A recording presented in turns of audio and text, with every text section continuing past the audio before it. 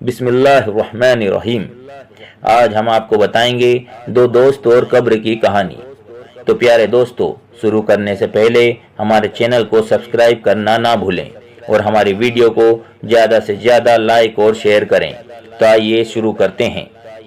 یہ دسمبر کی ایک سرد رات تھی۔ سہیل اور عمران قبرستان میں کھڑے تھے اور گورگن قبر تیار کر رہا تھا۔ یہ قبر سہیل اور عمران کے دوست فیضل ملک کی تیار ہو رہی تھی۔ فیضل ان کا بہت ہی قریبی دوست تھا۔ ایک ہفتے بعد اس کی شادی تھی۔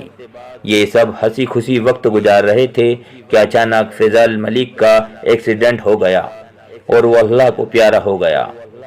وہ گھر جو خوشیوں سے جھوم رہا تھا اچانک ماتم میں بدل گیا۔ سہیل اور عمران قبر تیار کرانے کے لیے قبرستان میں موجود تھے اور گورگن قبر تیار کر رہا تھا۔ یہ آپس میں بات کر رہے تھے اور اپنے دوست کی باتیں یاد کر رہے تھے۔ اتنے میں گورگن نے انہیں بتایا کہ قبر تیار ہو چکی ہے اور وہ اپنی جھوپڑی میں آرام کرنے جا رہا ہے۔ جب میت آ جائے تو وہ اس کو بلا لے۔ گورگن اپنی جھوپڑی میں چلا گیا اور یہ دونوں قبر کے پاس کھڑے ہو گئے۔ سہیل نے اپنی بہن کو کال کی اور میت کے بارے میں پوچھا کہ تدفین میں کتنا وقت ہے۔ اس کو بتایا گیا کہ ابھی کافی وقت ہے۔ وہ دونوں دوبارہ سے قبر کے پاس بیٹھ گئے اور باتیں کرنے لگ گئے۔ اب شام ہو چکی تھی اور وہ میت کا انتظار کر رہے تھے۔ شام کا اندھیرا چھٹ رہا تھا اور یہ دونوں دوست کچھ سوچ رہے تھے۔ عمران کچھ گہری سوچ میں گم تھا اور مسلسل قبر کو گھور رہا تھا۔ سہیل نے اچانک اس کو مخاطب کیا تو عمران ڈر گیا اور چونک گیا۔ سہیل نے کہا، یار تمہیں خوف محسوس نہیں ہو رہا؟ مجھے تو خوف محسوس ہو رہا ہے۔ عمران کہنے لگا، یار میں بھی سوچ رہا ہوں کہ یہ مردے اس قبر میں کیسے رہتے ہیں۔ یہ تو مردوں کی ہی ہمت ہے جو یہ یہاں رہتے ہیں۔ اور عمران نے یہ کہتے ہوئے اپنی جیب سے موبائل نکالا تو اچانک اس کے ہاتھ سے موبائل قبر میں جا گرا۔ سہیل نے عمران کو گھورا اور غصے میں بولا، یہ تو نے کیا کیا؟ عمران نے سوری بولا اور کہا، یار جان بوجھ کر تھوڑی ہی کیا، پلیز میری مدد کرو، میں موبائل نکال لوں گا۔ عمران سہیل کا ہاتھ پکڑا اور قبر میں اتر گیا۔ موبائل اٹھایا اور قبر سے باہر آ گیا۔ ابھی اندھیرا گہرا ہو رہا تھا۔ عمران نے گھر پر کسی سے رابطہ کیا اور پوچھا کہ میت کے آنے میں کتنا وقت باقی ہے۔ اس کو بتایا گیا کہ ابھی بھی تدفین میں وقت باقی ہے۔ یہ دونوں میت کے انتظار میں دوبارہ بیٹھ گئے اور انتظار کرنے لگے۔ لیکن یاد رہے کہ انتظار کا وقت گزارنا کافی مشکل ہوتا ہے اور ان کا وقت بھی گزر نہیں رہا تھا۔ بیٹھے بیٹھے عمران کے دل میں شرارت سوجھی۔ وہ پہلے سے ہی یہ سوچ رہا تھا کہ قبر کے اندر مردے کے ساتھ نہ جانے کیا ہوتا ہوگا، اور اب اس کا دوست فوت ہو چکا ہے اور اس کو اب اس قبر میں رکھ دیا جائے گا اور نہ جانے اس کے ساتھ قبر میں کیا معاملہ پیش آئے گا۔ اس کے دماغ میں یہ بات چل رہی تھی اور ساتھ میں شرارت بھی سوج رہی تھی۔ اتنے میں اس نے اپنے دوست سے سوال کر ڈالا، یار کیا تم یہ پتھر کی سلیں اکیلے اٹھا لو گے؟ سہیل نے پریشانی کے عالم میں پوچھا، تم ایسا کیوں پوچھ رہے ہو؟ عمران نے پھر سے پوچھا، تم بتاؤ کیا تم یہ پتھر کی سلیں اکیلے اٹھا سکتے ہو یا نہیں؟ اس کے بعد میں تمہیں بتاؤں گا کہ میں کیا سوچ رہا ہوں۔ تب سہیل نے کہا، ہاں اٹھا لوں گا۔ عمران بولا، یار میرے ذہن میں ایک بات آ رہی ہے، میں یہ دیکھنا چاہتا ہوں کہ قبر کے اندر مردے کے ساتھ کیا معاملہ پیش آتا ہے۔ میں چاہتا ہوں کہ میں تھوڑی دیر کے لیے قبر کے اندر لیٹ جاؤں اور پھر تم یہ پتھر کی سلیں قبر پر ڈھانک دینا تاکہ میں دیکھوں کہ اندر کیا معاملہ ہوتا ہے۔ سہیل نے عمران کو ڈانٹا اور کہا، تم کیسی باتیں کر رہے ہو؟ میں ایسا ہرگز نہیں کروں گا، تم پاگل ہو گئے ہو؟ یہ بات مذاق کی نہیں۔ عمران تھوڑی دیر کے لیے خاموش ہو گیا لیکن اس کی شرارت ختم نہیں ہوئی۔ اس نے دوبارہ سہیل سے کہا، یار مجھے پتا ہے تو میری شرارتوں سے تنگ ہے، لیکن یہ آخری بار ہے، میں اس کے بعد کوئی شرارت نہیں کروں گا۔ بس تو اس بار قبر کو اس سلوں سے ڈھک دے۔ میں موبائل لے کر اندر جاؤں گا اور آ کے تمہیں یہ بتاؤں گا کہ اندر کیا ہوتا ہے۔ سہیل نے کہا، یار ایسا نہیں ہو سکتا، ابھی میت کے آنے کا وقت بھی ہو رہا ہے۔ تم ایسا کرو گے اور میت آ گئی تو لوگ کیا کہیں گے؟ عمران نے پھر حجت کی کہ یار ابھی میری بات ہوئی ہے، انہوں نے بتایا ہے کہ تکفین میں ابھی وقت کافی ہے، پلیز تم آخری بار میرا اس شرارت میں ساتھ دے دو۔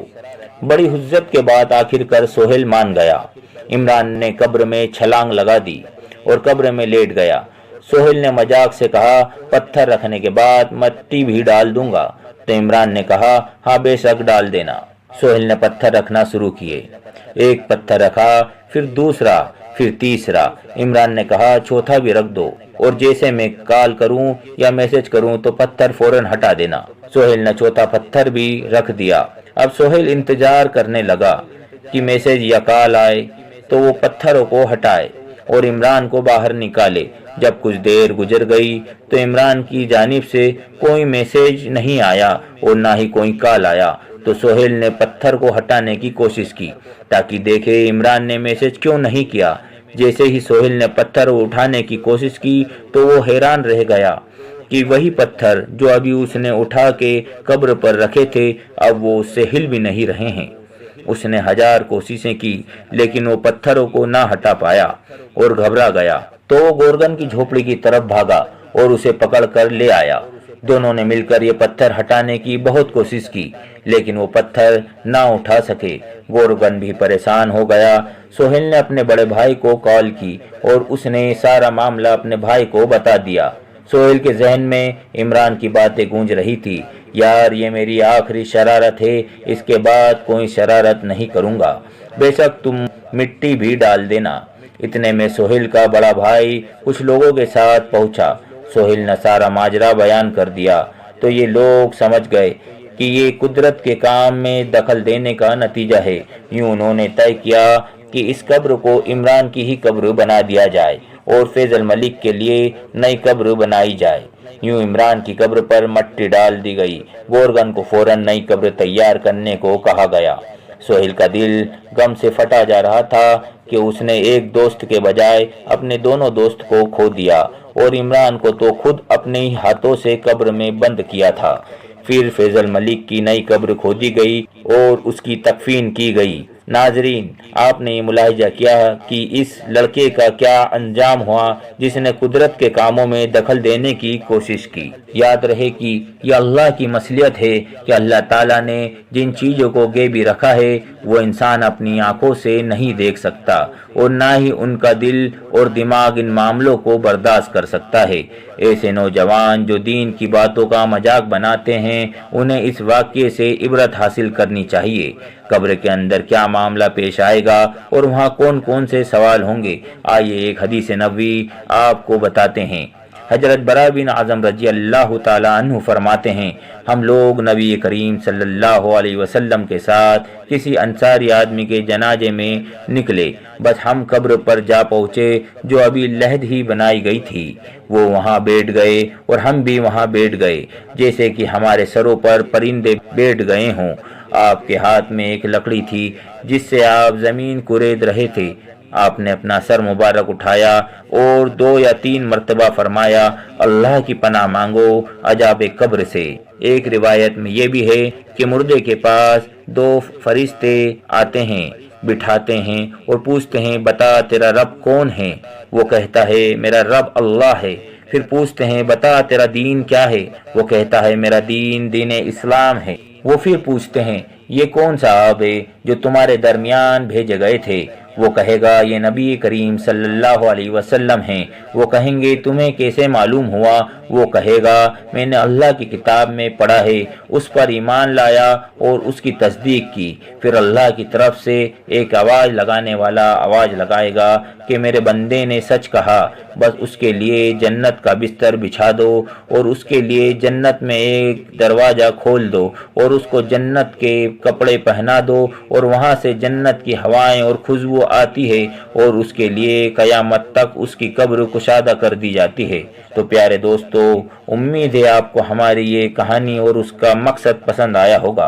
तो आपसे यही इल्तिजा है कि हमारे चैनल को सब्सक्राइब जरूर करें और वीडियो को लाइक और शेयर जरूर करें। अस्सलामु अलैकुम।